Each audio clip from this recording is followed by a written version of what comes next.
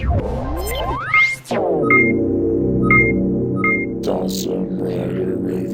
YouTube, Dawson Ryder here with my review of the Power Rangers Wildforce 5-inch figures. So this is a bit of an interesting bunch. As usual with these, I am missing some of the accessories. I actually do have some of them now. They all come with crystal sabers, which I'm looking at their holsters, and I think the only one I actually have with me is Black's. But I have pretty much all their weapons except Lunar's. But I don't know what else is missing, and I know in this wave I think Jindrax came with it, which I don't have on me. I actually do have him though. So how you guys doing? I don't know. I just feel like I had a weird conversation. Oh man, I started this review out weird, didn't I? I'm sorry. It's not awkward unless we make it awkward, guys. So let's go ahead and get started with the review. So this is a bit of an interesting bunch. If you've been watching my 5-inch reviews, you've sort of seen that they've followed the sort of same rough mold with slight improvements. And in this one, they threw out the playbook and decided to go for gimmick figures. So let's go ahead and see what that means. So here we have Wildforce Red, which at first glance, he kind of looks normal, right? Like one normal muscular PR figure.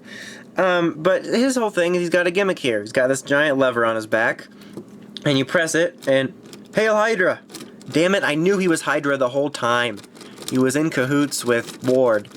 Anyway, so you got that gimmick going on. And it sort of limits the articulation. I mean, you can move his arms around, but as you can hear, they click. He does have single elbow joints here.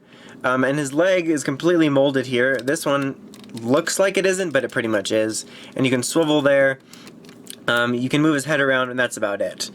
So, I prefer my main first 5-inch figures to be sort of normal. Maybe you can have a voice gimmick or a sound light up, I don't know. But I'm not really a fan of having these weird sort of gimmicks. Nowadays, these are separate figures. You get the articulated 5-inch, and then you get the weird giant gimmick figure. And from when I got these, I have kind of a soft spot for them because I was super excited to find them because I really like the suits. But nowadays, even though I still like them to an extent, I just think they're okay looking, I'm just not a fan of the various gimmicks. And his head sculpt, while it looks pretty decent, he's very oddly proportioned. He's got a very tiny head for his body. But the rest of him doesn't look bad. You can see the little symbols there. He's overall okay looking paint-wise, but yeah, and they all do come with little crystal sabers, and their weapons are actually fully painted, which is nice. I think this has a bottom to it, but you can put this in his hand. But still, really cool that they're fully painted. I'm usually not one to completely attack Bandai of America, but we have so many non-painted weapons, which is annoying, because here you could see they could do it. I mean, it was a different, climate at the time.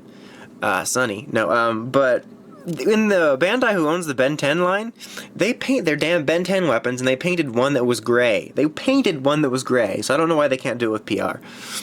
Anyway, let's start from the back here. Here we have Iron Bison, the Black Ranger here. Once again, he's kind of got a tiny head. His head sculpt is okay. It looks very tiny and strange. This almost looks like an elephant there. I don't know. But you got the little symbol there. Paint-wise, they're all pretty solid. Now his gimmick here, you got this little pull-down thing, and he also, he hands you cash. He's like, alright, I want that soda, here's the money. I don't know. But that's what he does. That's his gimmick. But both of his arms move around as well, and you got the single elbow joint. His legs can actually move back and forth, which is an improvement over Red's. I kind of have to go over everyone's individually because they are all different. As you saw, he does have his crystal saber, which is fully painted. You can tell by the black little orb in there that it's his. You can put it in his holster. There you go, buddy. You can have that back. And then he does have his weapon, if I can get him to stand properly. These guys are all difficult to stand because of their weird, gimmicky movements. Damn it. I hate spending time here just trying to stand figures, so I might lie him down. Or have him do like a really weird stance. I'm gonna lie him down, how about that? But here's his weapon, yet again, fully painted, very nicely done. This is like one step before figure arts, so not bad there. Alright, now here we have Yellow, which, also a fun fact for those of you, like 1% watching this that don't know, this was a male in the Japanese version. But I think this is a pretty solid female mold. She does have a gimmick here, which you can tell because her arms crack like that. Which really isn't as easy to activate. But she's got a pretty nice female mold. I mean, it's kind of slender. It doesn't look muscular or strange or anything. She's got smaller arms. It works well. You unfortunately still have these weird rotaty legs, which I really don't like. But her arms are okay. And I think she's got a pretty solid female sculpt. In fact, I think the two females probably look the best out of the bunch in terms of just standing there and existing as figures. Although they can be a bit difficult to stand, which is annoying. They can be difficult to stand. See drunk Danny. No, but and then here is her sword. Wait, again, pretty nicely painted. It's kind of brightly yellow, or at least the camera's making it look like that. But still nice. Alright, now we have Lunar Woof. Lunar Woof. I'm so sorry. This looks so wrong. Which, unfortunately, he's probably my favorite suit. I have a hard time deciding because I actually really like the Wildforce suits. But, unfortunately, he's sort of stuck in this position. He's either in the SPD salute position or the... yeah. So, it's kind of awkward. His gimmick is, oh, I-dee-die-dee-die-dee-die-dee-die-dee-die. Who's line time? That's his gimmick, which is activated by this little lever here. Oh, I-dee-die-dee-die-dee-die. Sorry, I just really like Who's line. But that's his gimmick. Welcome to Dawson's Reviews, where everything's made up and the points don't matter. That's very accurate. But his head moves with it, which is fun, so he can do the Irish drinking song all his own. His helmet does look kind of strange, like it's got a very elongated nose. All the other details are fine. They did a really good job on the little symbols on him. But yeah, for the most part, he's very strange. His arm can move around like this. It's sort of fixed posed. His legs can move back and forth. Very strange. I do have his lunar Q somewhere. I just don't know where it is. Alright, who haven't we done now? Alright, we got Alyssa here. Same mold, same exact mold as Yellow. Like I said, I think the girls look the best. They're not very awkward compared to the others. They look a lot more like normal figures just standing there.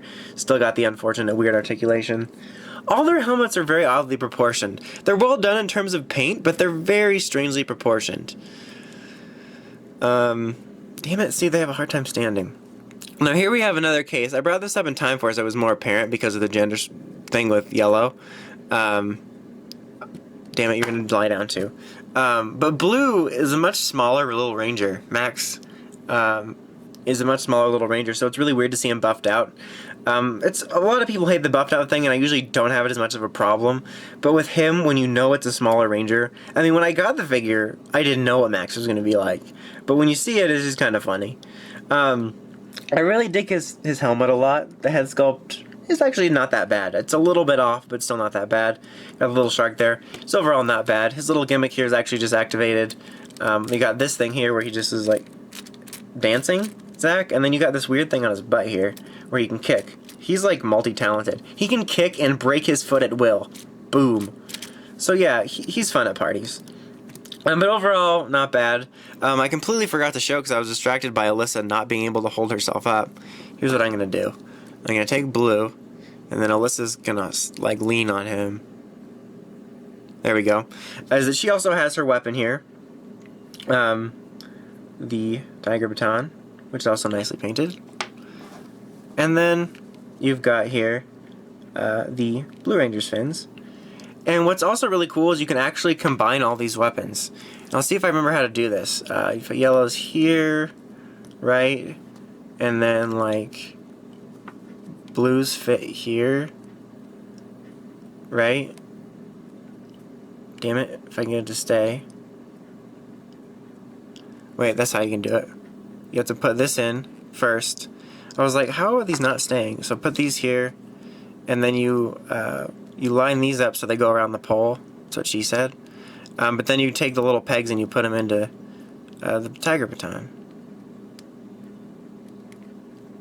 And then you take like reds and you can put it on the end, but it really doesn't stay because it doesn't have the full piece. But you get the idea. But that's really cool that you can actually make the full piece, and it's pretty much impossible for one of them to hold it and display, but you can put it on display on the outside, which it's really cool, and especially since it's painted, it's really neat. But anyway, overall, these are definitely odd figures. Like I said, I'm not really a fan of the sort of weird action gimmick compared to an articulated figure, but I still like them to an extent. I think they're neat little figures, like most of these, for having sort of a retro older collection, and I think the fact that they have fully painted weapons that combine is neat. So I can still recommend them as a retro collectible, but they're not the best articulated representation just because they have really odd proportions. But the painted weapons make up for it in one sense, but still, I'm overall okay with these figures. And that's about it. Until next time, make sure you check out the Crazy Podcast at writersrangersrambles.com, and don't forget to like, comment, and subscribe. Until next time, this is Dawson Ryder, signing out.